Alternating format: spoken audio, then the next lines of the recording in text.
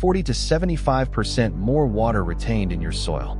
That number came from a peer-reviewed field study, not a blog post, not a guess. But here's what that study doesn't put in its abstract: the actual mechanism. Why a shallow trench, dug along one specific line, can hold that much water in the ground instead of losing it to runoff. That's what nobody on this platform has actually shown you. Until now. A swale doesn't make your soil thirstier. It just gives water more time.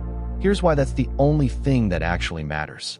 Soil has something called an infiltration rate, how fast water can move from the surface into the ground. According to USDA soil science data, sandy soil can absorb water at over 0.8 inches per hour. Clay soil absorbs at less than 0.2 inches per hour, sometimes far less than that. That's not a small difference. That's up to 10 times slower. When heavy rain hits compacted or clay-heavy soil, the water arrives faster than the ground can absorb it. The excess has nowhere to go, except sideways and downhill as runoff.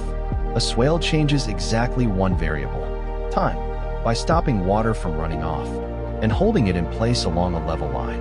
You are not improving your soil's absorption rate. You are giving the existing rate enough time to actually work. This isn't a permaculture theory. It's basic soil hydrology, studied by agricultural engineers for decades. This is why the contour line from our last video isn't optional. It is the entire mechanism.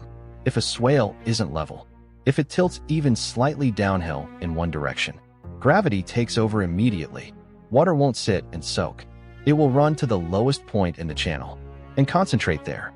That concentration point becomes a problem, not a solution. Instead of slowly distributing water across your land, you've built a funnel that delivers a flood to one single spot. This is the most common mistake in self-built swales. It's also the easiest one to prevent. Remember the A-frame level from our last video? The simple wooden triangle with a plumb bob. That's not a nice-to-have tool. It's the difference between a swale that works and a swale that quietly creates erosion. Every point along your swale needs to sit at the same elevation.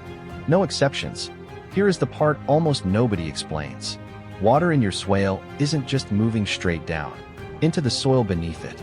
It's also moving sideways. This happens through something called capillary action. Water clinging to the tiny pore spaces between soil particles and slowly spreading from wetter areas into drier ones beside them. Gravity pulls water down. Capillary action pulls it sideways. That means your swale isn't just watering the soil directly underneath the trench. It's slowly distributing moisture outward into the root zones beside it, sometimes well beyond what you'd guess just by looking at the surface. This lateral movement is also why soil type changes everything. In sandy soil, gravity dominates almost completely. Water drops straight down fast, with very little sideways spread. That's why sandy soil drains quickly, but holds water poorly.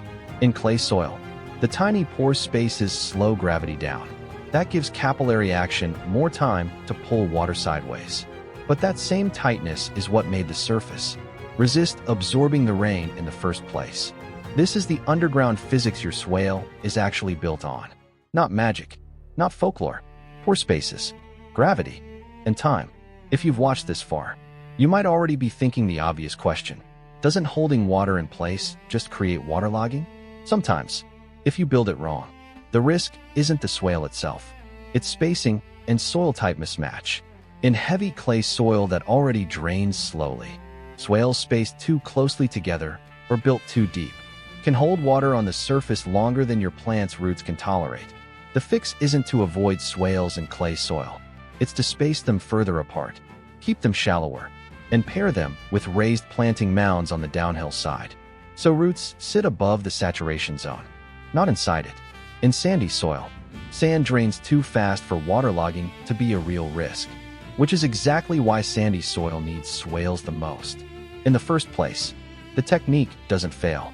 Bad spacing for your specific soil type does. This isn't a backyard-only technique. In the 1930s, the Civilian Conservation Corps put workers across the American Southwest, using nothing more advanced than the A-frame level, building contour systems at scale. Teenagers with no farming background, constructing functional water retention structures. In a single day, the same underlying principle, capture water before it runs, give it time to soak in, is still recognized today.